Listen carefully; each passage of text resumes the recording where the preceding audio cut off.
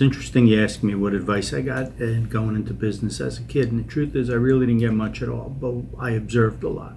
So my grandfather owned his own construction company.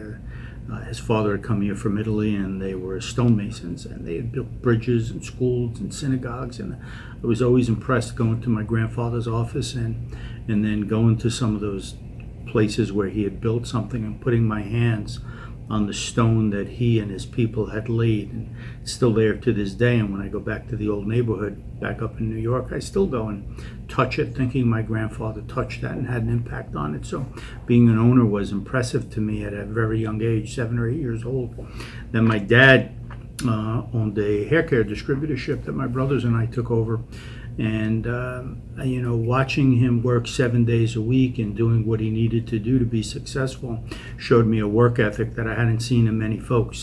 And my dad came home every night, no matter how the day was, at 7 o'clock, 6 o'clock, 7 o'clock, and we didn't eat dinner till Dad got home every night, and we ate together as a family. And he'd come home and he'd walk up the stairs whistling. No matter what went on in his day, he'd be whistling. And I remember riding with him in his car, making sales calls as a kid, and watching him conduct himself in front of business owners, and that was always stuck in my head. Then my uncle became the president of a $60 million privately held printing company. And I remember saying to him one day, I said, Uncle Jerry, I just got a raise to $25,000, and this is going back 40 years ago.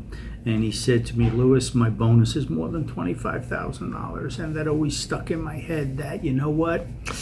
You can do better. You can do better. That's what I took out of it. You can do better. So, whoever influences you, that's fantastic. Those are the people that influenced me. It was my grandfather, it was my father, and it was my uncle.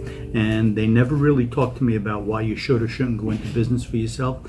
It was just DNA. It was just the way it was, and it was exciting to be part of that. Doing what I do now is equally as exciting. I get to touch a lot of people and help a lot of folks improve their lives.